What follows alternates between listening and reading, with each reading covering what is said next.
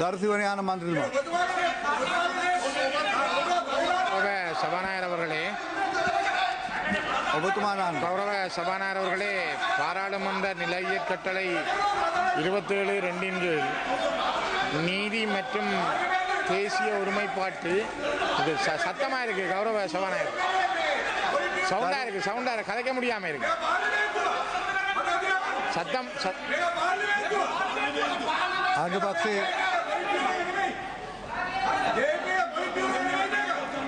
ගරු මන්ත්‍රීතුමා ඔබතුමා ප්‍රශ්න නගින්න.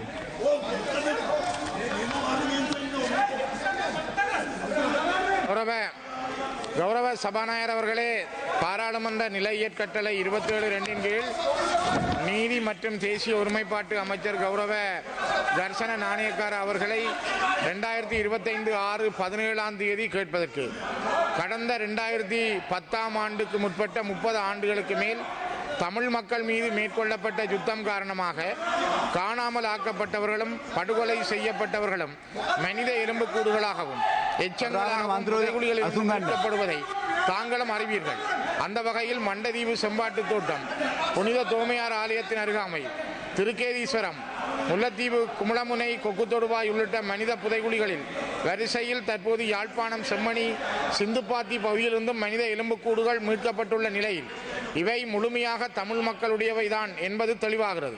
குறிப்பாக சிந்துப்பாத்தி மயானத்தை அண்மித்த பகுதியில் மேற்கொள்ளப்பட்ட அகழ்வின் போது மீட்கப்பட்ட கைக்குழந்தைகள், பெண்கள், ஆண்கள், சிறுவர் சிறுமியரது எலும்புக்கூடுகள் எந்த ஆடைகளுமற்று அடித்து நொறுக்கி சித்திரவதை செய்து கொல்லப்பட்டவர்களின் எலும்புக்கூடுகள் என்பதை நீதித்துறையும் அந்த வகையில் மனித புதைகுழிகள் மலிந்த இடமாகவே வடக்கு கிழக்கு பகுதியில் அமைச்சர் அறிவாரா?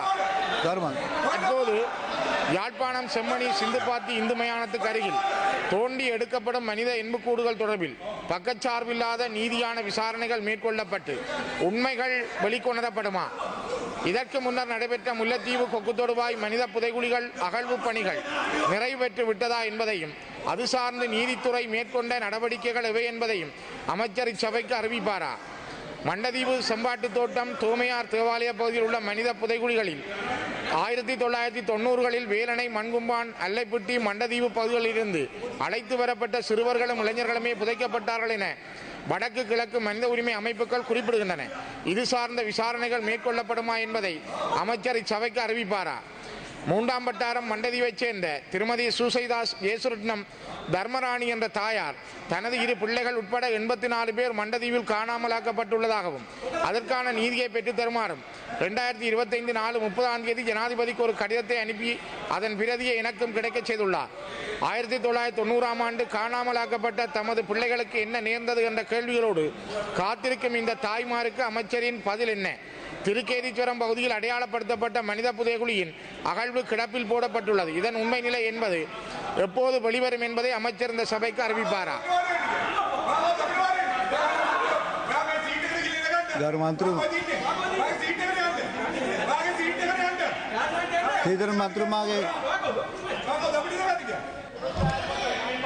ගරු අධිකරණ අමාත්‍යතුමා.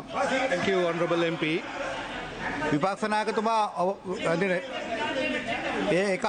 මේකෙන් පස්සේ තුමාට මම ලබනවා. ගරු කතානායකතුමනි. ඔබතුමා පොයින්ට් ඔෆ් ඕඩර් ස්තුතිවන්ත වෙනවා. I thank the Honorable MP for අධිකරණ අමාත්‍යතුමා. May I proceed? Honorable Speaker, I am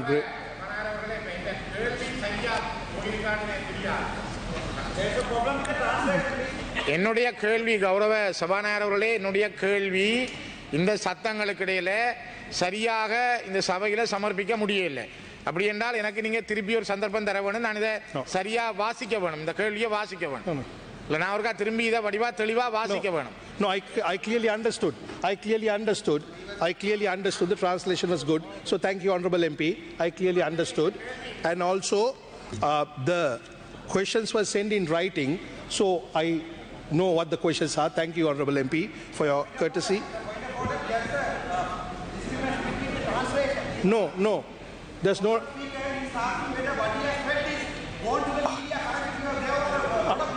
I heard. No. Right. Okay. If he's asking whether it has gone to the media or not, I do not know. But did I understand it? Of course, I did understand it. I am able to respond. Right. May I proceed? Yeah, Honorable Minister, Yeah. please. Honourable Speaker, I thank the Honourable MP for asking and raising this question. As you are aware, this grave site was first discovered in February 2025, Germany. And for a couple of days ago, Honourable Gajen MP also raised this question, so I had some time to go through this matter. As you know, when the particular cemetery, which has been used there from 1970s, when they were trying to establish an electrical cremation facility, they uncovered these human remains. On the 19th of February, the Jaffna police reported the discovery of the suspected human remains to Magistrate Court of Jaffna after conducting initial investigations, recording statements from cemetery maintenance and committee members. Yes, we are carrying out an impartial investigation, as this government has no reason to hide anything, and we want to do justice to the victims and speak the truth and truth only and nothing else, because we have no reason, because the Jaffna brothers are our brothers and sisters too. That's what the election results always show. So therefore, we do not intend to discriminate them with a partial investigation. And also, from Jaffna Police Crime Division, joint site inspection was carried out on the 20th of February 2025, Honourable Member of Parliament, involving the Honourable Magistrate, Judicial Medical Officers, Consultant Forensic Pathologist, and from my own department, the Office of Missing Persons. On the same day, JMO collected samples from the site for preliminary forensic examinations. The JMO submitted an anthropological report to the Magistrate Court. The report confirmed that except for 2 examples, all collected bones were human. All human bones were collected. As per the expert opinion, JMO recommended the conducting a pit test method to be adopted. Initially, budget was drafted, and we spent already allocated 2.1 million on the 21st of April 2025. In this site, 19 sets of human remains were discovered, exhumed, and preserved as court exhibits. Based on these observations, the JMO informed the court that further excavation is needed. Now, on the 13th of June, the High Court of Jaffna has sent us a request for further budget, which is now being in the process of being allocated. And the second stage of excavation is to begin on the 26th of June 2025. And also it should be noted that the certified copy of the court proceedings highlights the fact that the site is protected by the local community of the board and the police jointly, because this particular request was made by the attorney at law who appeared for the aggrieved party, whom, if I'm not mistaken, is a member of Honorable Gajendra Kumar Ponnambala's party, Mr. Sugash. He's the one who requested that the site be protected by the board members, the police and the community jointly, and the Missing Persons Office as well as the police agreed for that. So the site is safe, impartially investigation being done. That is my answer for your first question, sir. Secondly, you asked a question about the Kokotuduai gravesite. Now, on the 29th of June 2023, the site was discovered as when the water board was digging the area to lay water pipes. It has been reported under AR 804/23 to the courts. The human remains have been carefully removed from the site by experts and sent to the Forensic Department of Medical Faculty of the University of Jaffna. Now the reports by the experts have been submitted to the Magistrate Court of Mullaitivu and awaiting Magistrate Court to take further next steps. The experts have ensured that there are no human remains left in the site. Everything has been carefully removed and handed over to authorities. More than 15 million has been requested by the JMO of Mullaitivu, and that was allocated by our ministry. The court has to decide on the future steps, which we will support. For the third question, Honourable Speaker, about Mandathivu. Now, Mandathivu is a slight issue. Now, first we have to understand the Missing Persons Unit join as observers. Investigation is done by the courthouse, the police and the relevant authorities with forensic experts. Now, the question that human rights organizers have stated that in the remains of children and youth who were taken away in 1990 are buried in the Mandathivu mass grave. That's the main thing. And the mothers want to know, they need to know the truth, what happened to their children. But the problem is, there are 14 sites that currently our office is observing. But this particular site, there's no police complaint, there's no court order. In fact, all we have is, not to hurt the feelings of any person, are what we call hearsay. That means no credible information for the missing persons office to even investigate or initiate. So whether there is a grave or not, if there is a grave, whether it's a mass grave or not, these are not issues we are aware of. As you know, we are only an observer who join on the orders of court, because the missing persons unit does not initiate. Because what we are investigating here, whether crime has taken place or not. Yes? So therefore, about this we have not received any complaints, and we are not aware of the police complaints. So therefore we are unable to make any further comments or investigations. But Honourable MP, if there, yes, that's why I said hearsay. My problem is we can't act on hearsay, sir. That's my issue.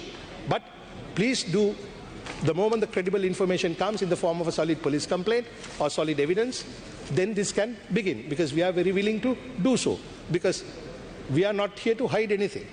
In order to answer your fourth question, Tirukethiswaram, about the Tirukethiswaram graves, it was found in Mana, Tirukethiswaram, case number B768/2013.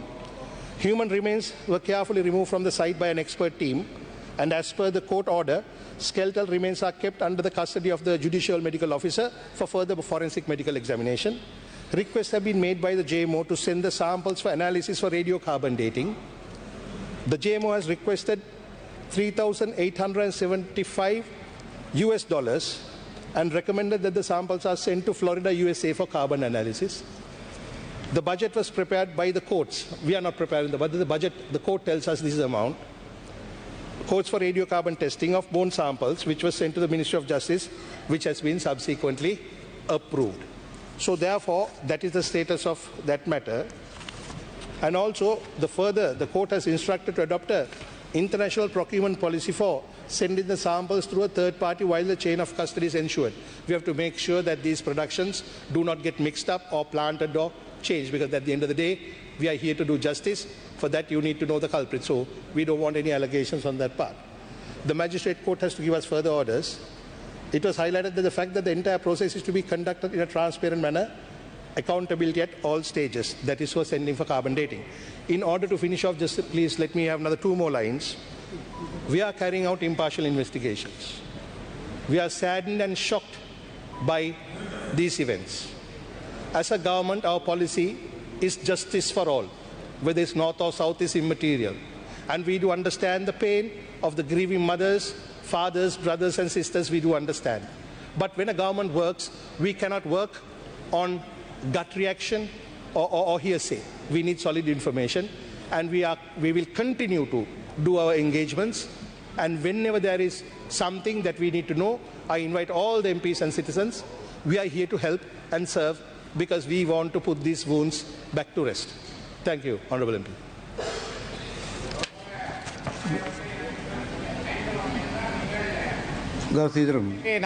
நான் கொண்டு வந்த கேள்வி சரியாக present பண்ண முடியாமல் போனது. இதில் மிக முக்கியமாக சிந்துப்பாத்தி மயானத்தில் கண்டெடுக்கப்படுற எலும்புக்கூடுகள் எந்தவித ஆடைகளுமின்றி அந்த எலும்புக்கூடுகள் அடித்து நொறுக்கப்பட்ட நிலையில் சிறுவர்கள், கைக்குழந்தைகள், பெண்கள் என்ற அடிப்படையில் தான் அங்கு புதைக்கப்பட்டிருப்பதாக JMOவில் இருந்து ரிப்போர்ட்டுகள் சொல்லுது. இது உங்களோட காலம் அல்ல. உங்களுக்கு முதல் இருந்த அரசாண்டவர்கள் இந்த மண்ணில் செய்த மிகப்பெரிய பயங்கரமான ஒரு சித்திரவதை முகாம்களிலிருந்து கொண்டு செல்லப்பட்ட இன்னும் பல நூற்றுக்கணக்கானவருடைய எலும்புக்கூடுகள் இருக்கும் என்று நம்பப்படுது. அதே போல் இந்த நான் சொல்கிற கௌரவ அமைச்சர் அவர்களே, மண்டதீவு புதைகுழி என்பது எல்லாருக்கும் தெரிந்த விடயம். செம்பாட்டு தோட்டத்தில் அந்த மனித புதைகுழி உண்டு. அதே போல் தோமையார் ஆலய பகுதியிலும் அந்த மனித புதைகுழி உண்டு.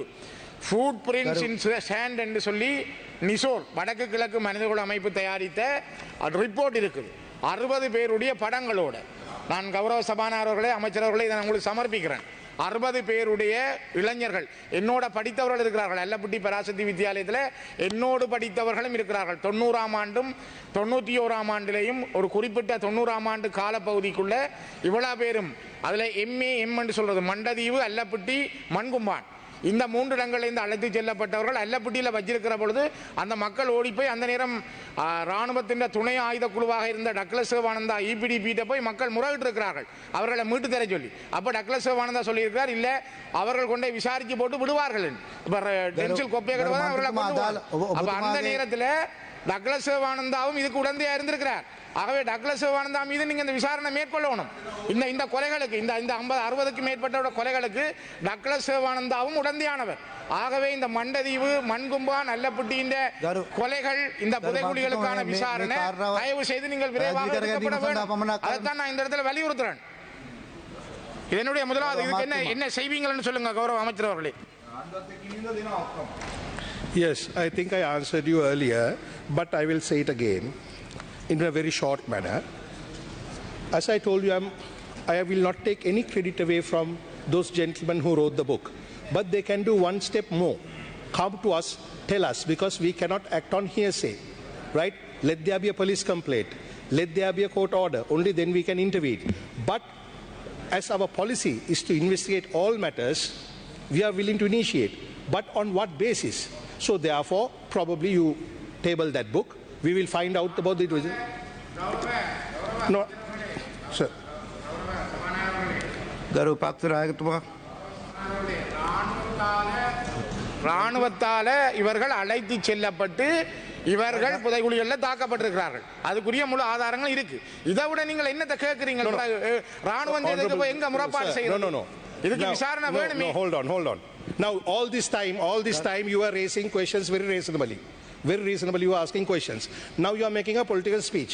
I am trying to assist the country and its people, and also to, with all respect to you, law does not, sir, law does not work on hearsay, all right? So therefore we are willing to investigate. Don't make allegations that we are being partial. We want to investigate.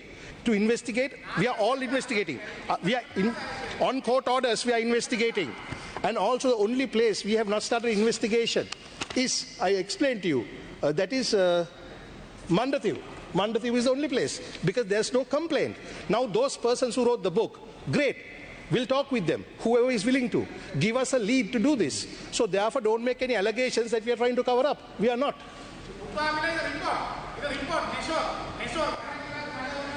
ගරු Translation please.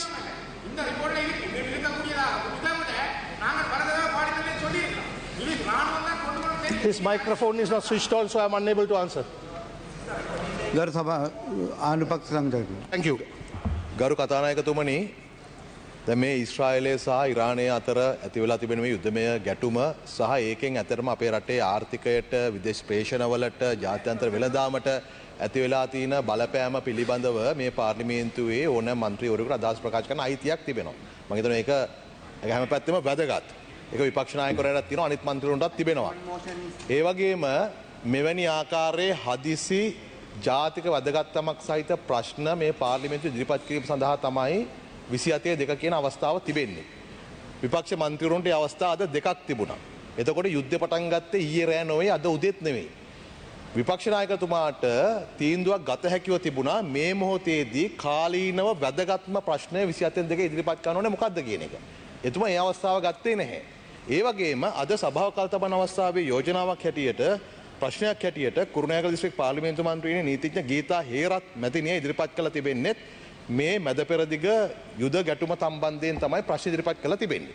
මම ඒත් කියන්නේ විවාදය අතර වුණත් මේක කරන්නට පුළුවන්. ඒතකොට එතුමාලට අවස්ථාවක් දීලා තිබේදී පාර්ලිමේන්තු සම්ප්‍රදාය හැටියට ඒක භාවිතා නොකර අනවශ්‍ය ගැටුමක් හැදුවා. අනිත් ගරු කතානායකතුමනි ඔබතුමා අවධානය යොමු කරන්න. ඒ අවස්ථාව ලබා ගැනීම සඳහා එතුමාලට ඊටාම සාධනීයව කරුණු ඉදිරිපත් කිරීමේ හැකියාව තිබුණා. නමුත් මේ മന്ത്രിවරු කීප දෙනා හැසිරෙච්ච විදිය ගරු විපක්ෂ නායකතුමා කාටවත් අනුමත කරන්න බෑ. ඒ වෙලාවේ මයික් එක ඔන් වෙලා නැති වෙන්න පුළුවන්. නමුත් ඔබතුමාට කරපු අපහාසය, ඒ කියපු වචන මට මයික් එක මේ වෙලාවේ තිබෙන නිසා මම ඒ වචන නැවත පුනරුච්චාරණය කරන්න යන්නේ නැහැ. හැබැයි මේ ගැලරින ළමයි එක අහගෙන හිටියා. මේ පාර්ලිමේන්තු මන්ත්‍රීවරු අහගෙන හිටියා. ඒ අපහාස කරේ කතානායකතුමා වෙන පුද්ගලයෙකුට ඔබතුමා නොවේ.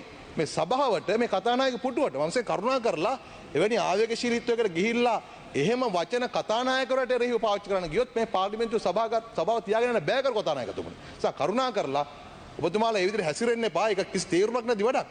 ගරු අජිත් ප්‍රේම මන්ත්‍රීතුමා ඔබතුමා මේ පාර්ලිමේන්තුවේ හිටපු ජ්‍යෙෂ්ඨයෙක්, රාජ්‍ය අමාත්‍යවරයෙක්.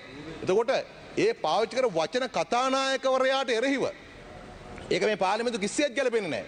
නිසා අවස්ථාව ගන්න පුළුවන් අවස්ථාව ලබා දෙනවා ගරු කතානායකතුමා. ඒකදී මේ හැසිරීම තමයි උන්වහන්සේලාගේ අපි අනුමත කරන්නේ කරුණා කරලා පාර්ලිමේන්තුවේ ගරුත්වය තියාගෙන යමු අපි. ගරු විපක්ෂ නායකතුමා ගරු කතානායකතුමා අනිත් මන්ත්‍ර ඔබතුමා කතානායකතුමාට අවස්ථාව දෙනවා.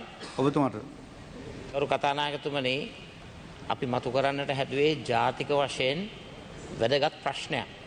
ඒ ප්‍රශ්නයට ඔබතුමාට විනාඩියක් එකහමාරක් ඔබතුමා ඉදිරිපත් කරන්නට අවස්ථාව ලබා දෙන්න. ප්‍රශ්න මතු කරන්න ගරු කතානායකතුමනි, ඊශ්‍රායලයත් ඉරානයත් අතර ඇති වී තිබෙන මේ බරපතල යුදමය තත්ත්වය අද දවසෙත් ප්‍රවර්ධනය වෙනවා. අපි ප්‍රාර්ථනා කරනවා ඒක විශාල නොවේ කියලා යුදමය තත්ත්වය. නමුත් ඒක ඇත්ත වශයෙන්ම න්‍යෂ්ටික අවි යුද්ධයක් කරා යෑමේ බරපතල අවදානම තිබෙන මොහොතක අපි මතක් කරන්නට කැමති ඊශ්‍රායලයේ අපේ රටේ ශ්‍රී ලාංකික පුරවැසියන් 10000ත් 20000ත් අතර ප්‍රමාණයක් අපිට නිශ්චිතව ගාන කියන්නට අමාරුයි. ඒ රටේ සේවය කරනවා. ඒ රටේ ජීවත් වෙනවා. තවත් විශාල ප්‍රමාණයක් ඇති. ඒ අයගේ සුබ සාධනය වෙනුවෙන් රජයේ වගකීමක් තිබෙනවා අඩුම ගණනේ මේ වගේ අවස්ථාවකදී අපි මේ ප්‍රශ්නය අහන්නටත් පෙර මේ සභාවට කරුණු දැක්වීමක් කරන්න. අපේ රටේ අපේම රටේ පුරවැසියන් ඊශ්‍රායලයේ සේවය කරන ඒ අය වෙනුවෙන් මෙන්න මේ පියවරන් අරගෙන ඒ අයගේ ආරක්ෂාව ජීවිත ආරක්ෂාව වෙනුවෙන් අපි යම්කිසි මේ ආකාරයේ පියවර අරන් තිබෙනවා කියන එක රටට පැහැදිලි කරන්නට ඕන. විපක්ෂයේ ප්‍රශ්න අහනකම් ඉන්නට අවශ්‍ය නැහැ. ඒ වගේ මතක් කරන්නට කැමතියි අපේ රටේ කර්මාන්ත පද්ධතියට, තේ කර්මාන්තයට, ඒ වගේම අපනයන ශේෂ්ත්‍රයට, ඒ වගේම තෙල් මිලට මේ වගේ බරපතල ප්‍රශ්නයක් පිළිබඳව අපි මේ කරුණු කාරණා එළිදරව් කරන්නට හදනකොට මම ඔබතුමාගෙන් ඉල්ලීමක් කරනවා. ප්‍රධාන සංවිධායකවරයා නැගිට සිටින්නේ මේ වල්පල් දොඩවන්න නෙමෙයි. රටට බලපාන, ජනතාවට බලපාන, අපේ රටේ පුරවැසියන්ට බලපාන ප්‍රශ්නයක් පිළිබඳව කරුණු ඉදිරිපත් කරන්න. මේ සභාවේ මේක ඉදිරිපත් කරන්න බැරි නම් කොහෙද ඉදිරිපත් කරන්න